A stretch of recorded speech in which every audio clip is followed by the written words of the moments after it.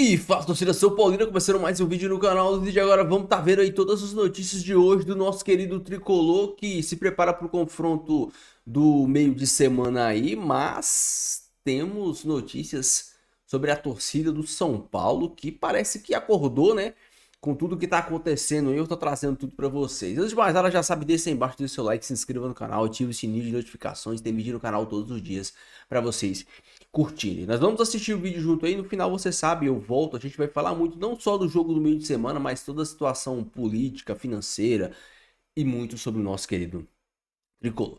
Crédito de direitos autorais, deixa aí na descrição, se mais informação, já sabe, simbora pro vídeo. Paulo, queridão, o que você separou do Tricolor pra gente?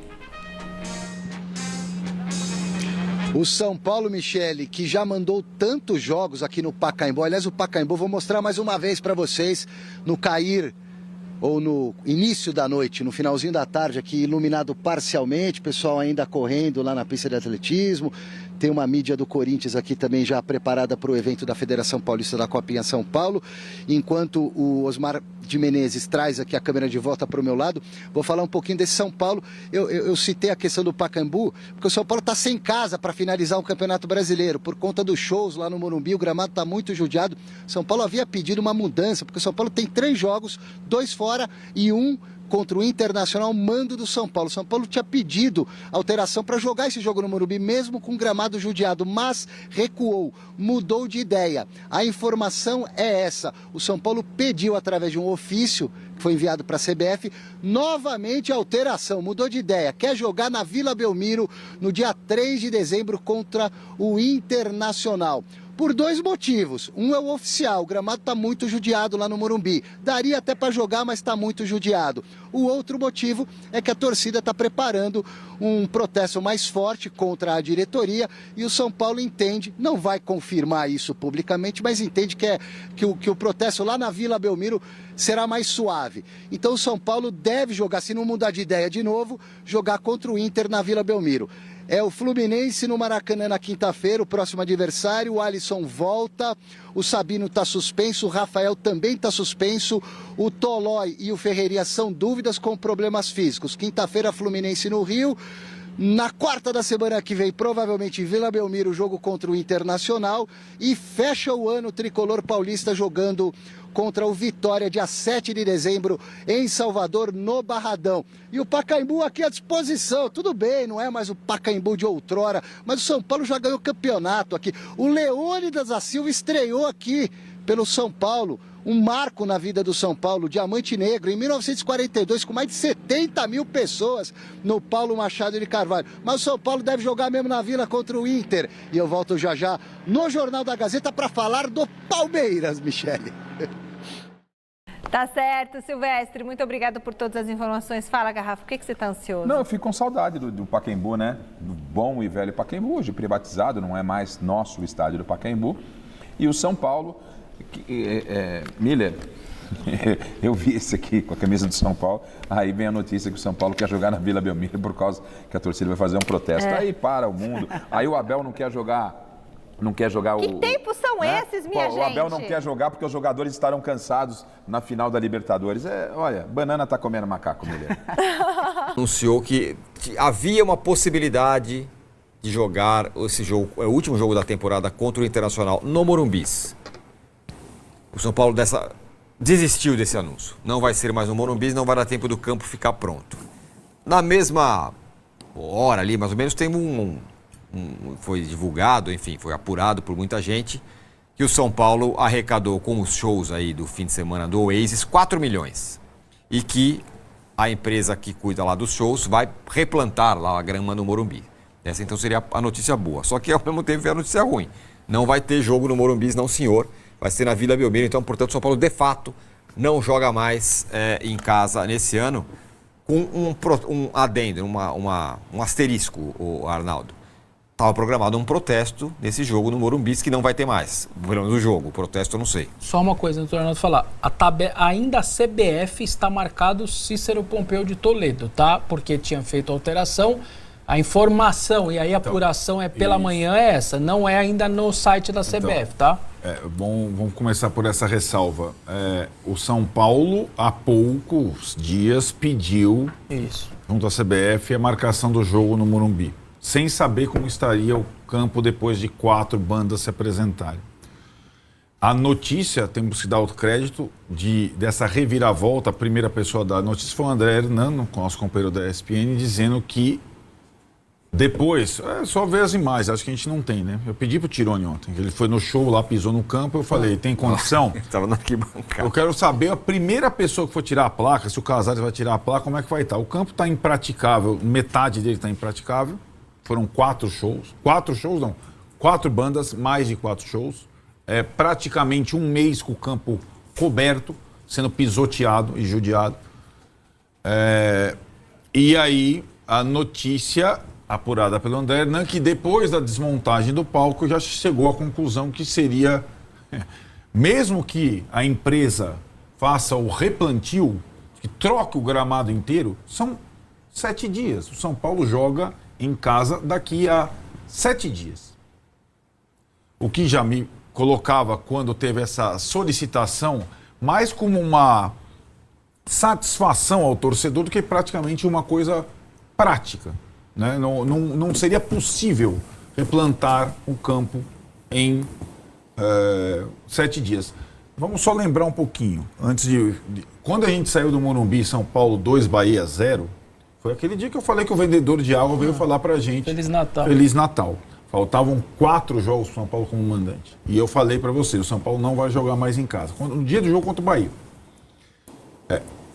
Além dessa questão técnica do replantio e do gramado destruído, tem a questão do protesto, sim, que aí covarde, medíocre e incompetente. Então, porque se você reparar, a direção do São Paulo está fugindo da torcida há mais de um mês. E essa é uma forma de você fugir da torcida. Pergunta se o Casares vai à Vila Belmiro ou foi uma vez à Vila Belmiro. Não foi. Então essa é uma coisa.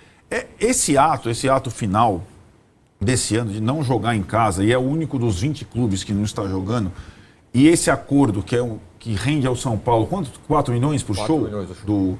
Que é um dinheiro da uma pessoa, onde quer que esteja, me permita, que é dinheiro de pinga,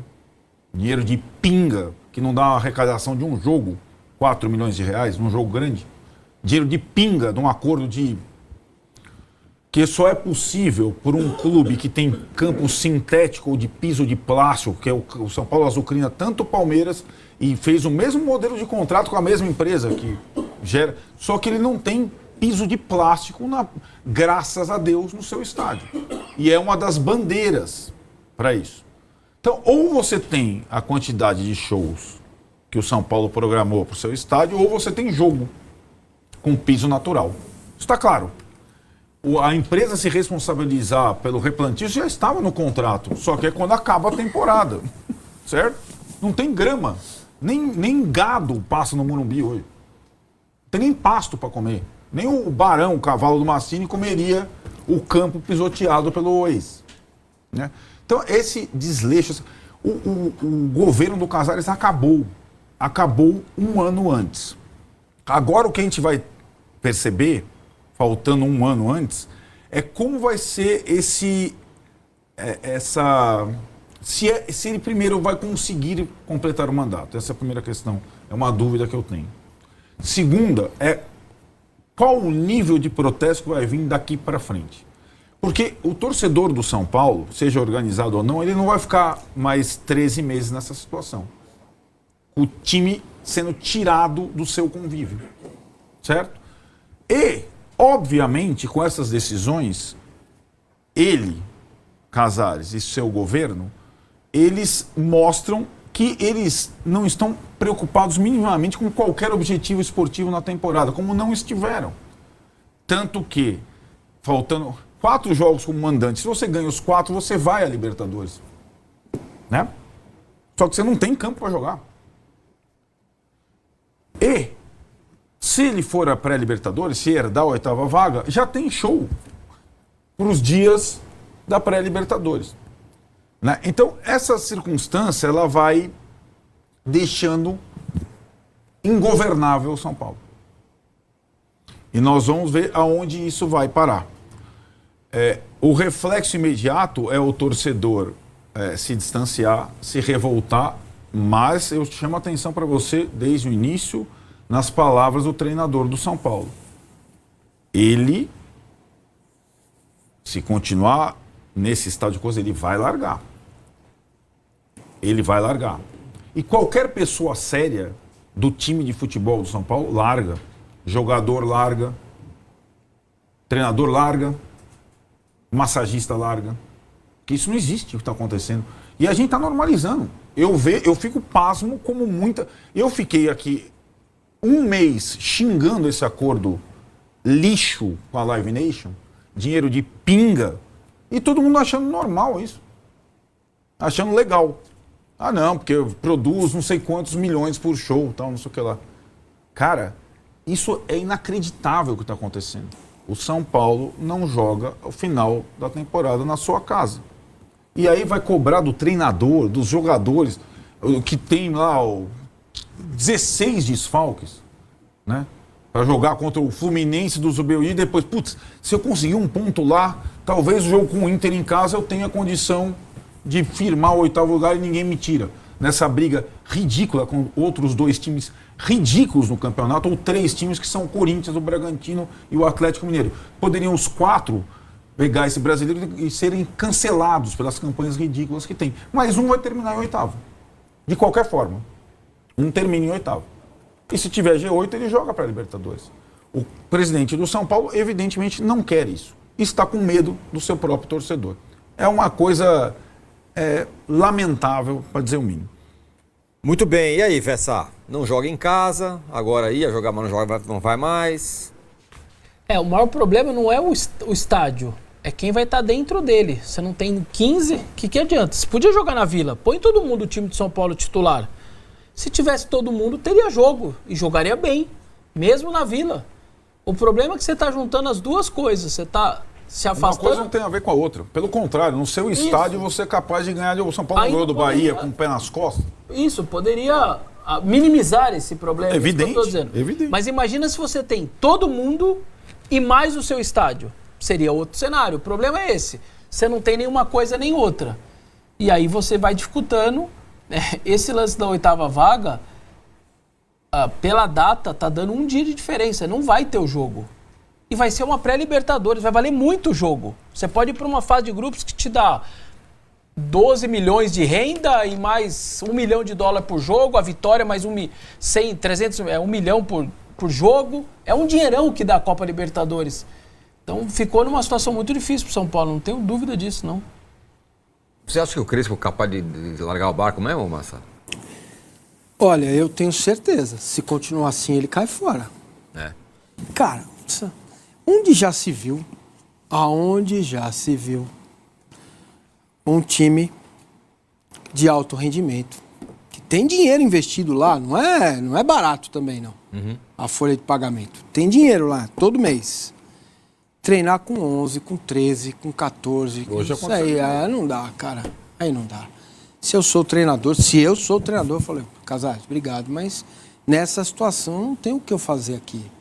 Como que você vai treinar? Como que você vai priorizar o sub-20 em detrimento do time profissional, tendo ainda uma chance pequena, mas real, de se classificar para uma Libertadores, cara? Sabe? A questão de shows eu já expliquei aqui. São Paulo teria só para salientar, os meninos ficaram para jogar contra o Fluminense, senão não teria nem 15 jogadores para colocar no banco. Eles não foram a Belo Horizonte jogar pela Copa do Brasil. Mas não foram porque, cara, né? Se você não tem time. Cara, isso aí, o treinador. Time, tem campo. O treinador olha para isso e fala, cara, é difícil para mim. Tá difícil para mim. Eu acho que ele pode sim. O que pega ali, que tem um acordo de uma dívida do São Paulo com ele, precisa ver se ele está disposto a abrir mão. Ou se ele espera o dirigente mandar ele embora. Agora, na fala do Arnaldo, tem algo que me chama a atenção. Muito. Que me assustou um pouco. Existe algo, em termos de movimento de conselho, para retirar o Casares do poder? Porque você coloca no... Calma. Ele vai perdendo a chance... A governabilidade, é isso? A governabilidade, a chance de fazer o sucessor. Ele já não consegue aprovar nada, que era uma coisa instantânea praticamente, ele não tinha oposição. Pedir que da base até deu uma segurada. Começa a haver uma debandada dos aliados e ele provavelmente vai ter muita dificuldade de fazer o sucessor, que era uma carta marcada. Né? Então, mas até o, entre aspas, sucessor já se afastou dele, que é o Belmonte, não é? Isso era uma das possibilidades. Então, ok, mas pelo que eu sabia, seria o indicado dele, né? O Carlos Belmonte, para ser o novo presidente de São Paulo. Então, isso de fato preocupa, porque o ano que vem, cara, se o São Paulo entra nessa espiral sem comando, fracionado politicamente, em ano de eleição, sem técnico, a chance de ir para a segundona é grande. Sem campo. Aí vai ter o campo, né? A gente acabei de falar que não. Não, ok. Não vai ter campo. Porque o ano que vem tem show, né, também. Então, exato, na pré-Libertadores. Claro, é incompatível esse contrato, precisa ser cancelado. É incompatível esportivamente com o calendário de futebol no Brasil. Mas aí, se cancelar, o que ganhou vai ter que pagar de multa, então. Esse dinheiro de pinga paga de multa. Vai ter que pagar de multa. Esse contrato é um absurdo. Eu falei isso no início. Os caras acham normal isso. Não é, em nenhum campo existe isso, um campo natural. Não existe essa possibilidade. A briga pelo G8 tá entre São Paulo, Bragantino, Corinthians e Atlético Mineiro. Não, o Bragantino não tá na briga, velho. Acho que o Bragantino é o que tem não tá. Jogos mais fáceis. Mas não... mas não dá pra muito confiar. O Corinthians tá nessa aí, Vessa? O Corinthians também não tá em lugar nenhum. Há bastante tempo que eu não venho aqui fazer um vídeo só e exclusivamente sobre futebol. Talvez desde a eliminação do São Paulo na Libertadores da América, eu não tenha vindo aqui e falado apenas de futebol. Sempre a gente fala um pouco de futebol, de problemas financeiros, de futebol, de problemas da diretoria, de futebol e de problemas na comissão técnica na época do Zubeldia. É uma pena ver o São Paulo onde ele está, mas, pelo visto, a era Casares está passando pelo seu pior momento, está finalizando, está passando pelo seu pior momento, porque a torcida entendeu o que o São Paulo se tornou. Eu acho que tá caindo a ficha pra torcida o que o São Paulo se tornou. Um time com problemas financeiros. E hoje o futebol é dinheiro. Infelizmente hoje o futebol é dinheiro. E só o peso da camisa, por enquanto, o peso da camisa e a torcida do São Paulo estão segurando o São Paulo a primeira divisão, que é a única coisa que resta pro São Paulo. O São Paulo não disputa mais títulos. O São Paulo ganhou o Paulistão daquele jeito que ganhou. O São Paulo ganhou a Copa do Brasil por um acaso. Não teve planejamento para a Copa do Brasil. Não teve planejamento para o Paulistão. Teve loucura para o Paulistão. Não teve planejamento para a Copa do Brasil. Teve foco dos atletas. O São Paulo não era um elenco para ganhar a Copa do Brasil. O São Paulo era um time extremamente honesto, competitivo. Os caras se matavam dentro de campo. Aquele jogo do São Paulo e Flamengo. Acabou o jogo, o Caleri morreu dentro do campo praticamente.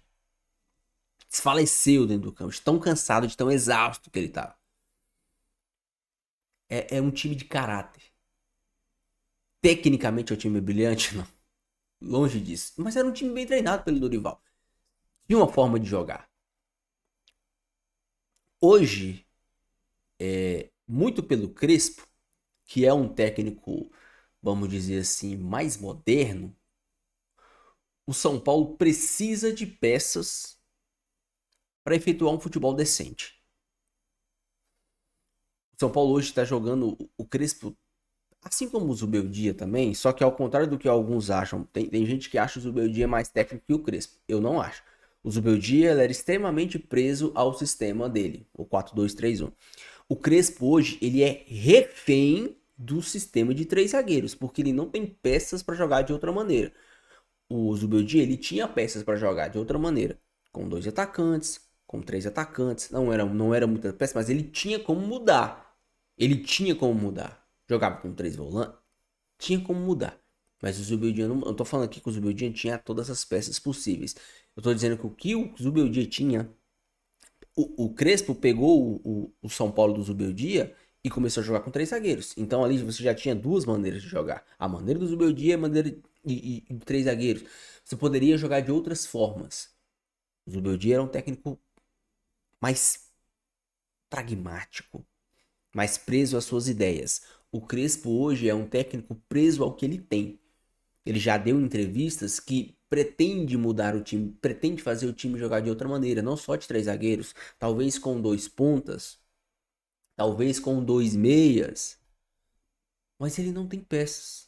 Minimamente, hoje ele tá se virando com o que tem. O time joga razoavelmente bem com 3 zagueiros. Não tem como ele mudar. E a torcida tá entendendo que muito de tudo que tá acontecendo é culpa da diretoria, que contratou mal, que contratou jogadores velhos. Aí tem um azar, a gente tem um azar da lesão do Lucas, a gente tem um azar da lesão do Caleri. São lesões complicadas. A gente tem um azar da lesão do André Silva, do Rian Francisco. Mas a diretoria tem culpa de Cedric. A diretoria tem culpa de Oscar, que eu sou até fã, acho que ele poderia contribuir muito, mas não consegue jogar. A diretoria tem culpa de Rames, de Daniel Alves e de tantos outros. De Trellis, de Nicão e de tantos outros. De Orejuela e de tantos outros. A diretoria tem grandes culpas de árbitros incompetentes apitarem novamente jogos do São Paulo. Tudo isso a diretoria tem culpa. E aí? O que a gente faz? A torcida parece... O Casares, ele pode até escapar do protesto esse ano, mas ano que vem, eu espero que a torcida não esqueça e cobre. Eu até disse isso aqui alguns vídeos atrás, que eu acho que a torcida do São Paulo, se vê que o time tá indo por água abaixo, que pode realmente correr risco de ser rebaixado, entrar no centro do treinamento e literalmente chutar o Casares de lá. Chutar o Casares, seus conselheiros e impor novas eleições diretas, onde a torcida do São Paulo possa votar. Pelo menos o sócio torcedor possa votar. Nem que seja o sócio torcedor diamante que possa votar. Porque esse sistema de conselheiro aí, irmão, não tá dando. E a torcida do São Paulo tá se ligando nisso. O Casares, ele pode escapar agora, mas ele não vai escapar. A torcida do São Paulo, uma hora vai pegar ele. Porque o São Paulo se resumiu a isso. Infelizmente, o São Paulo se resumiu a isso. Há problemas. Há pouca solução e há poucos problemas. Lá você tem um técnico que aparentemente gosta muito do clube e que quer mudar a situação. Você tem jogadores que são honestos, jogadores de caráter. Você não tem jogadores preguiçosos como o São Paulo teve alguns anos atrás. Mas não é fácil. Porque a diretoria não ajuda. E uma hora isso vai acabar. Uma hora isso tem que acabar. Se o São Paulo quiser voltar a ser um time grande, se o São Paulo quiser voltar a ser... Eu sei que o São Paulo é um clube grande. Hoje o São Paulo não é um time grande. Por tudo que acontece, o São Paulo não é um time grande. Ele é um clube enorme, o maior clube do Brasil. Mas como time, não. Deixa a sua opinião aí, deixa seu comentário. Não esqueça de deixar o seu like e se inscrever no canal. Fiquem todos com Deus, até o próximo vídeo. E valeu.